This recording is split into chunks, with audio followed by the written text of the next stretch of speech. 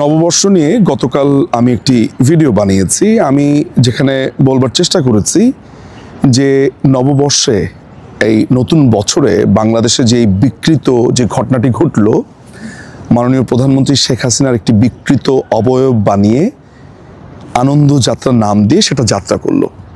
আমি আজকে ইনফ্যাক্ট গতকালকে ভাবছিলাম যে এটার রিপার্কেশনটা মানে এটা ঠিক কদ্দূর পর্যন্ত মানুষের স্মৃতিগুলোকে ক্যারি করবে। কেন বলছি এই কথা, সেটা একটা কারণ হলো এমন যে আমাদের না জাতীয় জীবনে বেশ কিছু প্রোগ্রাম আছে যেগুলো ধরেন কোনো ব্যক্তির না, যেমন 26শে মার্চ আমাদের স্বাধীনতা দিবস, 21শে ফেব্রুয়ারি আর 16ই ডিসেম্বর আমাদের বিজয় দিবস, তারপর হচ্ছে নববর্ষ, ঈদের প্রোগ্রামগুলো, এগুলো না আমরা রাজনৈতিক মত পার্থক্যকে ফেলে আমরা সবাই উদযাপন করি। আমার পাশের বাসাতেও তো কত মানুষ অন্য রাজনৈতিক দলের ছিল, জামাত ছিল, বিএনপি ছিল, অমুক ছিল, আমরা এগুলো কারণ জিজ্ঞাসাও করি না। রাস্তায় দেখা হলে মুরব্বি দেখলে সালাম, সমবয়স দেখলে হ্যালো, কি অবস্থা বা কেমন আছেন, কেমন আছিস, এই টাইপের। একটা জিনিস আপনি লক্ষ্য করেছেন যে এই যে নববর্ষে প্রধানমন্ত্রীকে নিয়ে এই নোংরামিটা করলো মাননীয় প্রধানমন্ত্রী শেখ হাসিনা। আপনি ভুলে যান তিনি প্রধানমন্ত্রী, আপনি ভুলে যান তিনি একটা দলের সভানেত্রী, আপনি সব ভুলে গিয়ে একজন নারীর চিন্তা করেন যে তিনি বঙ্গবন্ধু কন্যা একজন নারী, তার তো অসংখ্য সাপোর্টার এই বাংলাদেশে আছে। আমি মানে এতটুকু তো কোনো অ্যাভয়েড করা যায় না।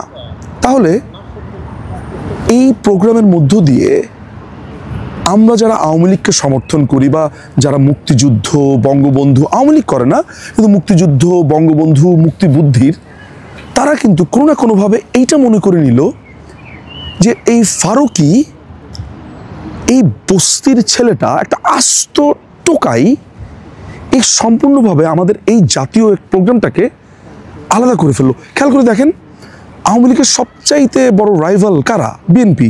তারা কিন্তু এটা নিয়ে কোনো কিছু আয়োজন করেনি, এটার ভিতরে তাদেরকে আমি দেখিনি। এটা ছাত্রদল করতো, যুবদল করতো, বিএনপি করতো, এটা কথা ছিল। জামাত করতো, জামাতের লোকজনদেরকেও আমি কিন্তু খুব একটা কাছে ধারে আসতে দেখিনি। এটা এককভাবে ফারুকের চেষ্টায় হয়েছে।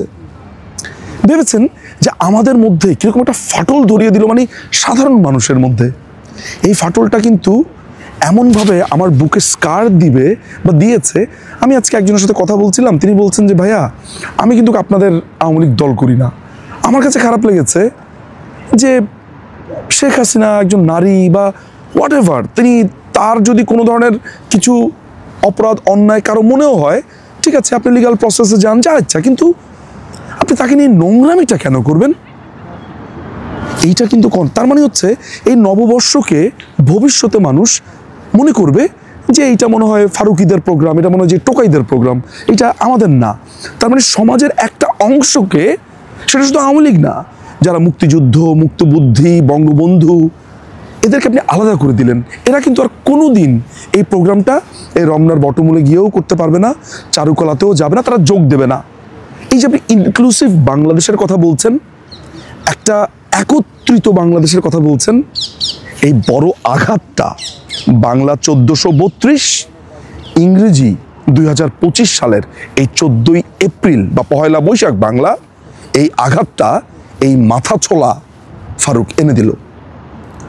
এই ফারুকীকে আমি গতকালকে বলেছি যে কে শাস্তি দেওয়া হবে, এই দেওয়া হবে, তা তো বটেই, কিন্তু এই শাস্তিটাই কি একমাত্র ক্ষোভ উপশম?